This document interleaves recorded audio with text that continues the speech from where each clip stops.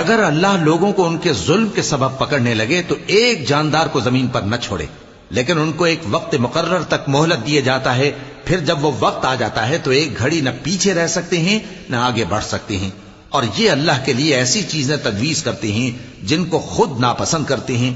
اور زبان سے جھوٹ بکے جاتے ہیں کہ ان کو قیامت کے دن بھلائی یعنی نجات ہوگی۔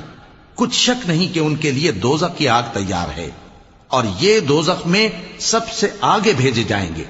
اللہ کی قسم، ہم نے تم سے پہلی امتوں کی طرف بھی پیغمبر بھیجے تو شیطان نے ان کے کرتوت ان کو آراستہ کر دکھائے، تو آج بھی وہی ان کا دوست ہے اور ان کے لیے عذاب علیم ہے۔ اور ہم نے جو تم پر کتاب نازل کی ہے تو اس لیے کہ جس بات میں ان لوگوں کو اختلاف ہے تم اس کا فیصلہ کر دو، اور یہ مومنوں کے لیے ہدایت اور رحمت ہے۔ اور اللہ ہی نے آسمان سے پانی برسایا، پھر اس سے زمین کو اس کے مرنے کے بعد زندہ کیا، بے شک اس میں سننے والوں کے لیے نشانی ہے۔